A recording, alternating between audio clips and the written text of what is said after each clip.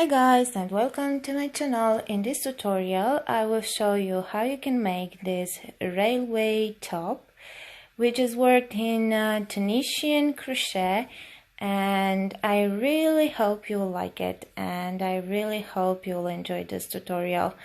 Let's see what materials we will need. In the first part of the tutorial you will see that I am a bit off camera, so I'm sorry for this, but I will try to give you all the details. So I'm using Crochet Katona, which is mercerized cotton. The recommended needle is 2.5 millimeter, but to have this drape we will use a bigger hook. This is size 5.5 millimeter crochet hook, and you will need to have a Tunisian crochet hook with a wire, because we will work with more stitches and you want to have them all on the cord, on the cable, and not to just squish them on a regular Tunisian crochet hook. So you'll need a multiple of 4 plus 3 stitches. I'm making this top in size small, and I will chain 79. Now we are about to work our first row in simple Tunisian stitch. So starting with the second stitch from the hook, you'll just insert the hook and pull out a loop. And this is basically what we are calling in Tunisian crochet hook cast on. Yeah, so it's basically this technique is in between traditional crochet and knitting, because basically all the rules from knitting are applied to Tunisian crochet hook.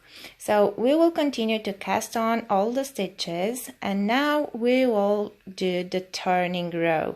So yarn over and pull the yarn through the first stitch, and then yarn over and pull it through 2. And here is when I'm going down with my work, and you cannot see what I'm doing, but I am yarn over, I'm doing yarn over and then pull through 2. So this is what you will have to do to the end of the row. So basically the turning row in simple Tunisian crochet stitch is yarn over, pull through 1, and then yarn over and pull through 2. And now we are starting to work our stitch pattern. So insert the hook into the next stitch and then into the next one. So you have now 3 loops on your hook. Yarn over, skip the next stitch and go into the next one and make 3, into the next 3, make 3 simple Tunisian crochet stitch. Then yarn over again, skip the next stitch and go and make 1 simple Tunisian stitch into the next and into the next 2. And we will repeat this, yarn over and 3, skip 1 and 3 simple Tunisian crochet stitches to the end of the row. We have now left 3 stitches. You can see the 4 actually. You can see these 3, and the last one is the last stitch, which is a bit awkward to work into it. But you don't have to skip it. So remember that you will have to finish the row with yarn over, skip 1, and then work 3 more simple Tunisian stitches. And now our turning row, which will be the same. Yarn over, pull through 1, yarn over, pull through 2 to the end of the row. And now we will start the third row, which is similar with the second one.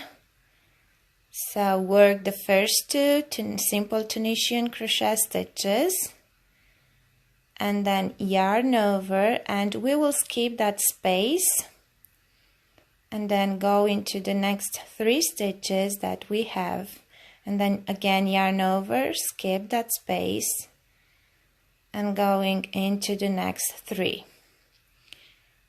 Yarn over, skip the space and going into the next 3.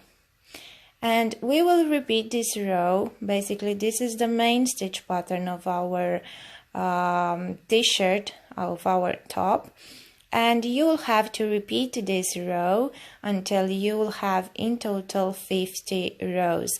We will work the section to the armpit. So in case you want the t-shirt, the top, to be longer or shorter, you'll have to adjust the number of rows that you will need to complete your desired length. I just worked 50 rows. I didn't make my turning row on the 5th row because we will change the color at the end. So this is a regular turning row, but when you have 2 stitches left, we will meet again to change the color. We are working basically the armhole depth using a different color. In case you want to use one single color, you will have to continue with the number of rows required for the armhole depth. So this is how I'm changing color. So basically finishing the last 2 stitches with the other color that we will want to use. And then we will continue with our stitch pattern. So simple Tunisian crochet, simple Tunisian stitch in the first 2 stitches, yarn over, skip the space, simple Tunisian stitch into the next 3, and repeat this to the end of the row. And we will work in this color 20 rows, and then we will meet again because we will need to work the neckline, because we don't want that the front panel to have the neckline too high, so we will need to work a few rows only on the shoulders.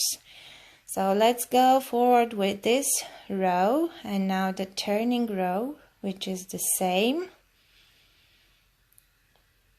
Pull through 2, pull through 2.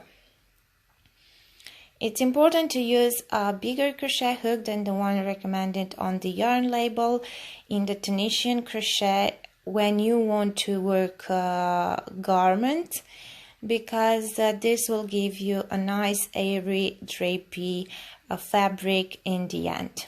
Okay, now I finished on 20 rows and I marked my neckline. So we will have 10, I count the stripes that you can see, our railways, and I put 10 for the we have 19 or 20 in total, so we have 10 and then 5 and 5 for the shoulders. And now we will start to work our row usually as we did until now, until we will get to the first stitch marker. If you want, you can count the stitches that you have on your hook, and you'll need to have 20 on each shoulder side. So basically we have 20, 20, and because we have 79 in total, this one means that you will have left for the neckline 39 stitches. In case you want your neckline to be wider, maybe you want an off-shoulder top or something like that, you can just simply add a few more stitches for the neckline. Now, because we got to the first stitch marker, we will start to bind off the stitches for the neckline. So remember that we have those spaces, which is basically a chain stitch. If you're looking more closer, you'll have to bind off and cast off that stitch also. So insert the hook into the chain stitch and then pull the loop through the last loop that you have on the hook, or the first one from the end of the hook, and bind off all those stitches that you have marked for the neckline. So you will have to bind off 3 simple Tunisian crochet stitches and then 1 chain stitch that is the spacing between them. Okay. Okay, so insert the hook, yarn over, pull through, and then pull through this last loop that you have on the hook. See how we bind off the stitches for the neckline, and we will continue like this until we will get to the next stitch marker.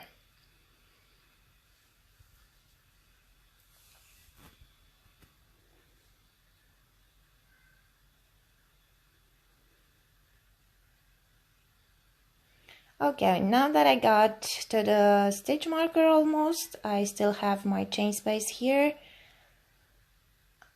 and a stitch, and now we will start to work the stitches normally.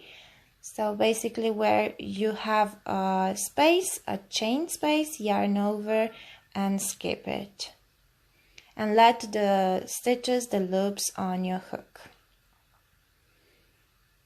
Basically we are working our next row for the shoulders, and we will work this side first, and then we will turn to go back to the other side and work 3 more rows only on the other side.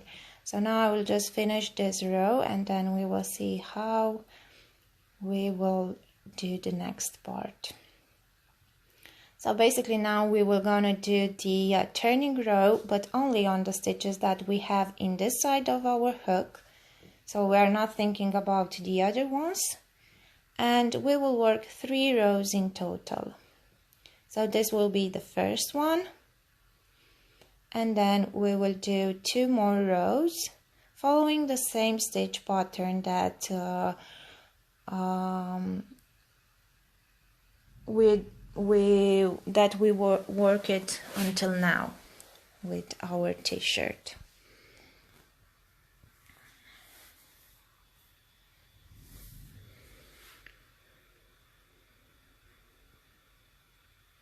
Okay, now I finished all the stitches, and now I'm going back and do the forward row following the same stitch pattern. When you see that you have a chain space, you know that you have to yarn over and skip that chain space, and where you have basic Tunisian stitch or simple Tunisian stitch, work the stitches in simple Tunisian stitch.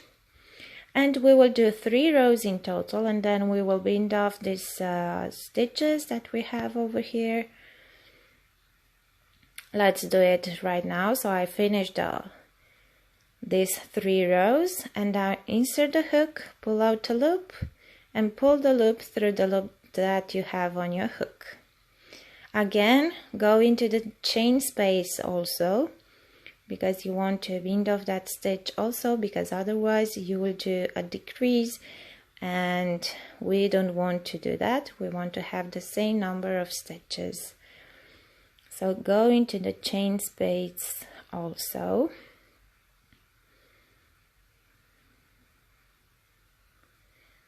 And we will bind off all the stitches to the end.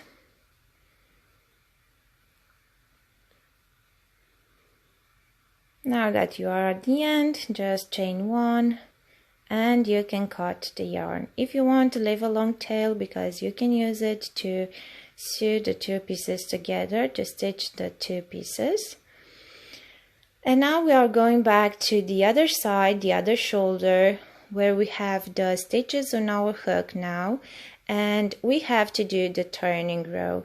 So we will just make a slip knot and rejoining the yarn again here.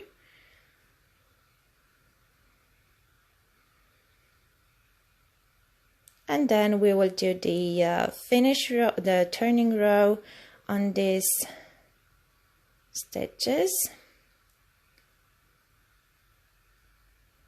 And after that we will have to work 2 more rows to have the same amount of rows as in the other side.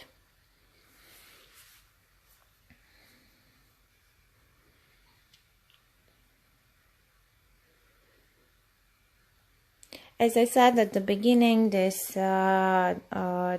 t-shirt that we are making now is for size small.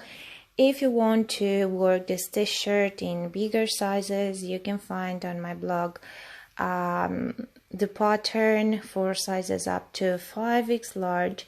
So it's a size inclusive pattern, and you can do it in other sizes as well. And you can just follow the tutorial just to help you out with the key spots in this making. So now we are binding off, because we finished 3 rows on this side also, and bind off all the stitches in the same way as you did on the other side.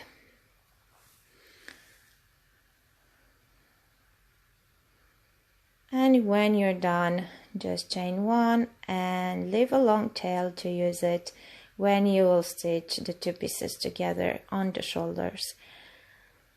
And basically this was the front panel of the our t-shirt. And now we will start all over again to make the back panel. So following the same stitch pattern, start with the same number of stitches, work the same number of rows up to the armpit, only that on the armhole depth you'll have to work 23 rows. So on the front panel we just work 20 rows and then make the neckline and we worked 3 more rows on the shoulders. So on the back panel you don't have to make the this neckline, you just have to work 23 rows.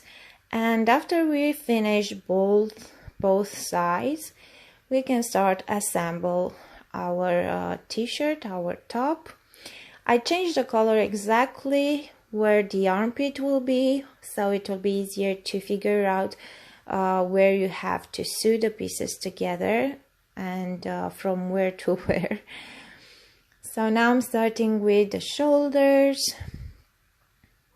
Place your 2 pieces in a more comfortable way for you and just stitch the 2 pieces together on the shoulders. I'm always using the mattress stitch, and I'm sewing the pieces on the front side, on the right side, but if you find it easier in a different way, you can do it. And we will stitch together the 2 pieces on the shoulder side and then on the sides edges from the armpit to the bottom.